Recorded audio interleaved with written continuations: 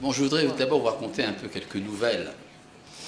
J'ai eu le privilège aujourd'hui de rencontrer, dans un entretien personnel, une batte noire d'origine égyptienne qui, depuis quelques mois, habite en Israël, qui enseigne, maître de conférence en physique nucléaire à l'université d'Al-Azhar, et qui un jour, après avoir fait quelques études théologiques sur l'islam en Arabie Saoudite, a commencé à s'intéresser donc à des sources coraniques et autres, des hadiths et autres, et qui a découvert des documents d'ailleurs inédits dans la bibliothèque de l'université d'Al-Azhar, la grande université du Caire, des documents officiels de l'islam, qui déclarent que la terre d'Eretz Israël appartient aux Juifs. Oui, non, il y a des versets bien connus dans le Coran, mais en plus de ça, disons, ça a été après. Oui, bon, mais en tout cas, ce sont des textes, et très intéressée, elle a commencé à les photocopier et à les diffuser parmi ses étudiants. Ses étudiants à l'université, tout simplement, avec une naïveté extraordinaire. Et bon, elle a été quand même en prison pendant 8 ans et torturée. Et mais de temps en temps, elle pouvait sortir de prison quand même pour enseigner, mais elle n'avait pas le droit de faire des photocopies. C'est absolument incroyable. Lors de la chute de Moubarak, elle a pu quitter l'Égypte, en passant par la Jordanie. Elle habite aujourd'hui à Haïfa. Et elle a décidé de consacrer sa vie, après être devenue batte noire devant un tribunal d'ailleurs, a consacré sa vie à enseigner la parole d'Israël en arabe pour le monde musulman. Bon, voilà. Donc ces choses-là, ça existe. Ça existe simplement, ça s'appelle les dernières nouvelles du noaquisme. Vous en avez des fraîches qui viennent d'arriver. Récemment également à Cracovie en Pologne. Alors c'est absolument incroyable. Il y a ce qu'on appelle le festival annuel du judaïsme à Cracovie, qui a une influence absolument incroyable. Ce sont des goïms qui viennent s'intéresser chez des goïms au judaïsme. Il n'y a presque pas de juifs là-bas. Il y a le rabbin de Cracovie qui traîne un peu partout là-bas, mais enfin, là-bas, les stands où on parle en yiddish, on chante en yiddish, on vous donne du gefilte fish, tout ça c'est tenu par des goïms. Et il y a une fascination pour le judaïsme en Pologne, qui d'ailleurs est le répondant de l'obsession du judaïsme, une nation antisémite, mais enfin, qui brusquement découvre qu'elle a quelque chose à apprendre d'Israël. Nous avons envoyé là-bas des délégués à nous, et nous avons tout de suite reçu des demandes très importantes de gens qui veulent devenir noachides, tout simplement, ça les intéresse. Et ça commence à se développer. Vous avez des communautés un peu partout aujourd'hui, en Ukraine, en Russie, en Hollande, en Égypte. Aux États-Unis, bien sûr. Aux États-Unis, nous avons d'ailleurs un de nos collaborateurs, le Rav Richman, qui est revenu maintenant d'une tournée de 1 mois aux États-Unis, où il y a un grand enthousiasme pour ces choses-là. Bon, je ne pouvais pas vous faire toute la liste de ce qui se passe aujourd'hui, par exemple, aux Philippines, avec la communauté de 700 Noachides qui sont en contact avec nous, qui ont fondé 9 centres de prière, des synagogues, ils appellent ça. Et nous avons je ne vais pas vous fatiguer avec la liste de tous les contacts que nous avons aujourd'hui avec quelque chose comme 74 pays dans le monde. Nous sommes en contact actuellement avec une quinzaine de communautés organisées. Et ce dont je voudrais vous parler, c'est de la manière justement dont ces communautés peuvent s'organiser.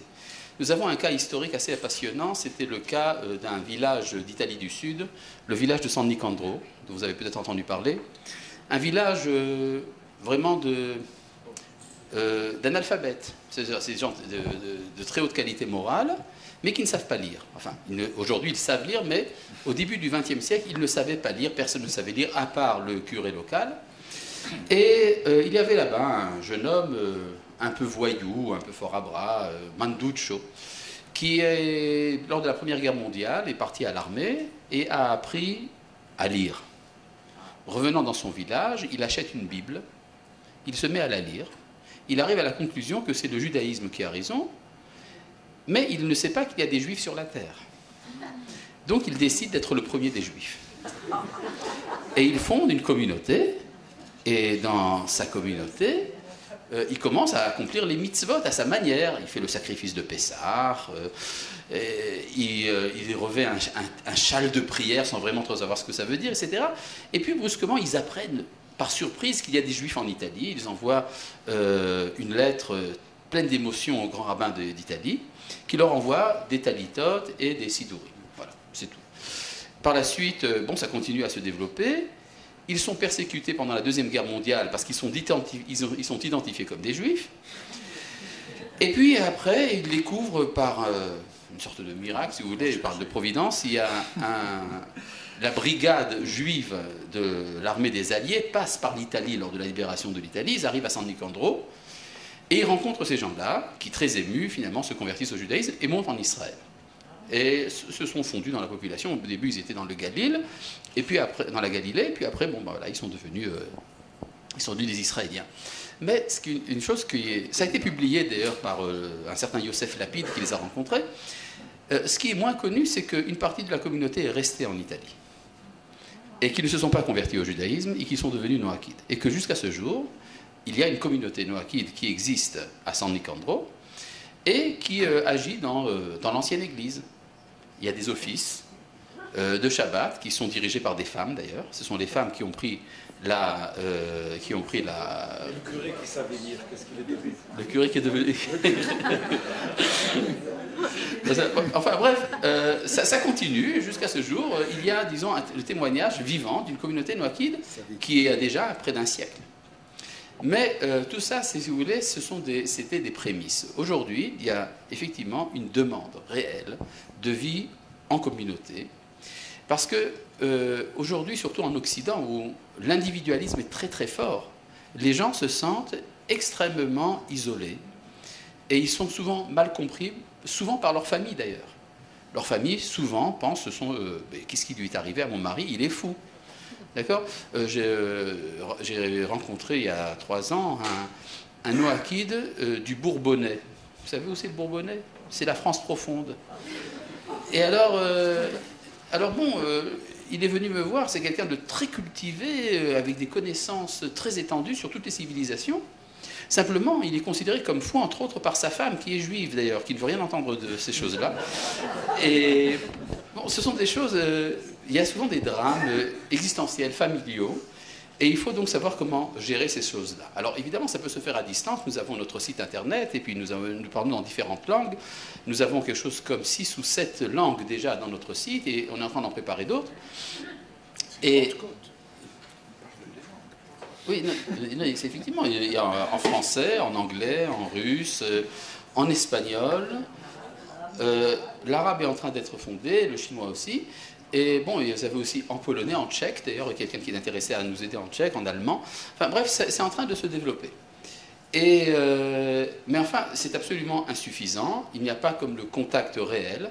Et évidemment, vous allez me dire, bon, on peut envoyer des rabbins un peu partout. Mais vous savez combien il y a de rabbins en Israël? Supposons qu'il y a en Israël, je ne sais pas, 50 000 rabbins. Vous avez 7 milliards d'individus sur Terre. Ce n'est pas suffisant. D'accord? Et donc, c'est là que doivent se former, si vous voulez, des élites parmi les Béné Noach eux-mêmes. C'est-à-dire, il n'y a pas de raison que tout soit dépendant d'un clergé hébraïque, alors qu'effectivement, on pourrait, en faisant confiance à nos amis dans le globe terrestre, à une élite spirituelle qui pourrait se fonder. Alors, il y a ce qui est nécessaire, évidemment, bon, ça c'est déjà un problème interne chez les Juifs, il faut la collaboration de l'establishment. L'establishment, c'est, du point de vue du judaïsme, il y a 2 canaux essentiels, le grand rabbinat d'Israël et le gouvernement israélien. Nous sommes en contact actuellement avec des autorités dans les 2 canaux. Nous avons les encouragements du grand rabbin d'Israël, le Rav Yonah Metzger, qui encourage notre politique. Nous sommes en contact également avec les différents organismes rabbiniques dans le monde qui commencent à s'intéresser à cela et comment créer, si vous voulez, des trajectoires de Beth-Din spécialisées dans le noachisme et pas seulement qui proposeraient la conversion. Donc c'est en train de se faire. Et en tout cas, donc, il y a ici tout un travail. Maintenant, l'histoire des communautés. Alors, si vous voulez, dans la Bible, vous avez ça déjà. Abraham, quand il se déplace avec une communauté de croyants qui s'associent à son comportement. Ce ne sont pas des Hébreux. Ce sont des habitants de Haran. au nord d'Eretz Israël. Et, quoi? Des Syriens. Ou des Turcs. Enfin, bref, c'est dans le coin là-bas. Haran. Haran, aujourd'hui, c'est en Turquie. Et puis, Abraham les quitte à un moment, et puis il monte d'Égypte avec un autre groupe. Et puis, il les laisse tomber aussi. Et puis après, il rencontre un autre groupe, les habitants de Sodome. Lorsqu'il fait la guerre et qu'il libère la ville de Sodome, eh bien, il se dit... Alors, le Midrash dit qu'Abraham s'est dit, bon, il y en a assez, je ne m'occupe pas d'eux. Et c'est à cause de lui que les Sodomites sont tombés là où ils sont tombés. Il aurait pu s'en occuper et Sodome n'aurait peut-être pas été détruite. Donc vous prenez l'ardeur avec laquelle Abraham prend la défense de Sodome, c'est parce qu'il se sent un peu responsable. Il dit, c'est un peu de ma faute, j'aurais dû m'occuper de ces gens-là lorsque ils étaient mes prisonniers, et je les ai libérés, maintenant ils n'en ont fait qu'à leur tête. En tout cas, donc nous avons toute une tradition de communautarisme. Et d'ailleurs, la Mishnah, dans le traité de Havot, nous dit quelque chose de très important, que 10 personnes qui étudient la Torah ensemble, et bien ces 10 personnes sont un réceptacle de la présence divine, de la Shekhinah, et c'est quelque chose qui est important de vivre. C'est-à-dire, souvent, dans les communautés religieuses dans le monde, on est impressionné par des révélations mystiques. Il y a le miracle, on est touché par le doigt de Dieu, des tas de choses de ce genre. C'est très émotionnel, mais... ce qui manque là-dedans, c'est l'étude. Dans le judaïsme, le moment essentiel de la rencontre avec Dieu, c'est dans l'étude. Et dans l'étude en groupe. C'est essentiellement le principe de la chavruta à 2, et quand c'est à 10, c'est encore mieux. Mais c'est dans cet échange que Dieu se manifeste. Et ça, c'est pour ça qu'il faut fonder ce qu'on appelle le Beth Midrash. Alors, il faudrait, dans les communautés noachides, développer les éléments de la vie religieuse dont le Rav Berry a parlé, qui sont tout d'abord le lieu de réunion. Le lieu de réunion, il peut servir à beaucoup de choses. Il peut servir à la prière, il peut servir à l'étude, il peut servir à la relation sociale. Ce sont ces 3 éléments qui sont importants. Si vous fondez un centre communautaire n'importe où dans le monde, il faut qu'il y ait une bibliothèque, des salles de cours, un restaurant, et une piscine. Vous comprenez? C'est indispensable pour qu'on puisse... Mais non, pas du tout. D'accord? Et donc, il faut que le spirituel soit ancré également dans une vie sociologique, dans une vie sociale, si vous voulez. Et là, si je rentre dans le détail de ce qui se passe dans la francophonie, essentiellement, d'ailleurs, pour l'instant, je vais vous parler de ce qui se passe en France. Nous avons des contacts en Belgique, au Canada, à Madagascar, en Côte d'Ivoire, au Nigeria, etc. Mais ce qui est important, c'est ce qui se passe en France. J'ai pu remarquer un phénomène assez intéressant. Il y a des noachides, ou des intentions de noachisme, un peu partout sur le territoire français. Le problème, c'est que quand vous faites la carte de ces initiatives, vous découvrez qu'il y a des centaines de kilomètres entre l'un et l'autre.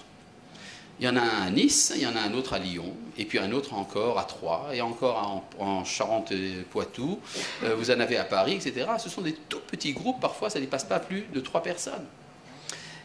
Et alors, ce qu'il faudrait faire, effectivement, c'est faire des réseaux de rencontres. C'est quelque chose qui n'est pas encore appris, c'est quelque chose qui doit s'apprendre.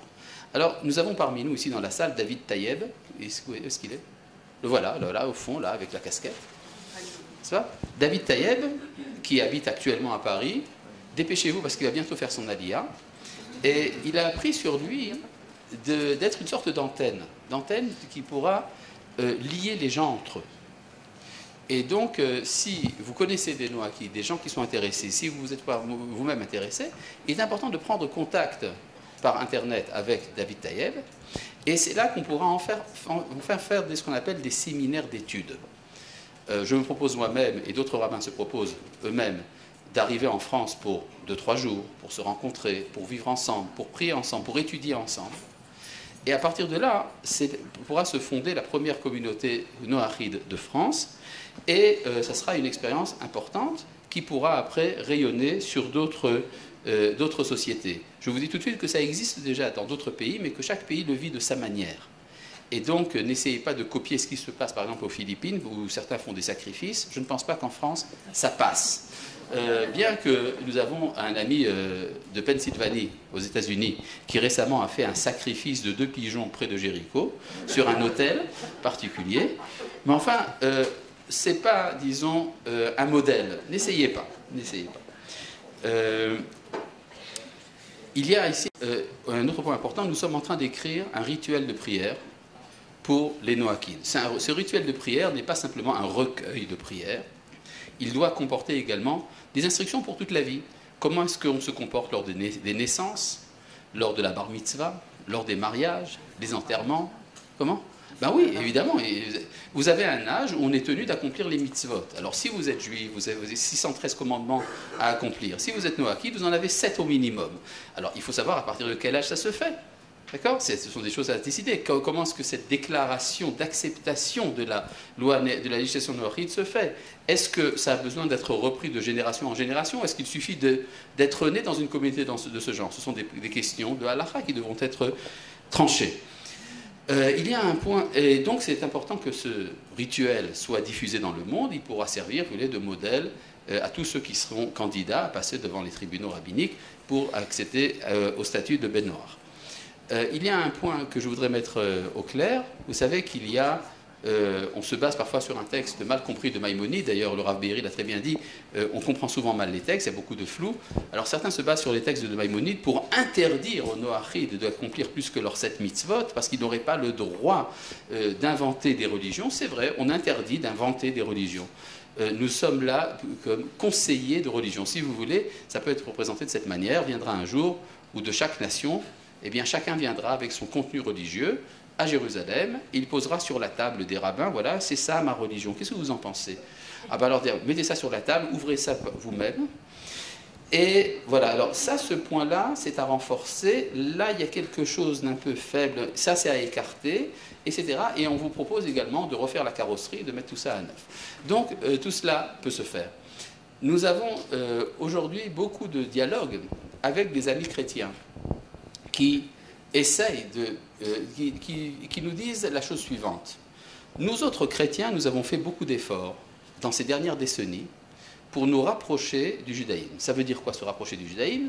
Ça veut dire admettre la légitimité du judaïsme pour les juifs d'un point de vue chrétien. Non, ce travail a été fait, sans aucun doute, et il est souvent d'ailleurs assez émouvant. De là naît une nouvelle demande. Eh bien, puisque nous avons fait ce travail, vous autres les juifs, vous devez reconnaître la légitimité du christianisme pour les non-juifs du point de vue juif. Et ça serait très sympathique, parce que ça voudrait dire qu'on pourrait, par gentillesse, si vous voulez, essayer d'avoir un discours de ce genre. Mais le problème, c'est que dans ce cas-là, ça serait priver l'humanité de son centre de vie. Le centre de vie, c'est Israël. Alors, on peut très bien comprendre que pendant plusieurs milliers d'années, étant donné que ce centre de vie n'a pas pu véritablement se manifester, il était persécuté, il était retiré dans son ghetto. Alors il fallait... Et que l'humanité était idolâtre. Et que l'humanité était idolâtre. Alors il est normal que ce centre de vie, ce foyer de vie qui était ressenti par les nations comme existant, ait été mythologisé, est devenu un mythe. Et alors ça a donné la théologie chrétienne. Mais aujourd'hui, le peuple d'Israël est véritablement vivant. Il est sur sa terre. Alors pourquoi priver l'humanité d'un contact direct, d'un contact de chaleur véritable avec notre Père qui est au ciel et qui a son Fils, c'est Israël, et qui peut donner son esprit à l'ensemble de l'humanité? Pourquoi ne pas passer, pourquoi ne pas vivre ça de manière directe? Alors je reprends tout simplement ce point sur lequel je suis passé tout à l'heure. Nous attendons de la part de l'humanité des initiatives. Il y a aujourd'hui un centre. Ce centre existe, il est même organisé. Nous avons le Centre Noachide mondial. Nous sommes soutenus par les autorités rabbiniques d'Israël. Et si vous avez besoin, si vous connaissez des gens qui sont intéressés justement à fonder des communautés, eh bien nous sommes là pour les aider. Merci de votre attention. Un, deux.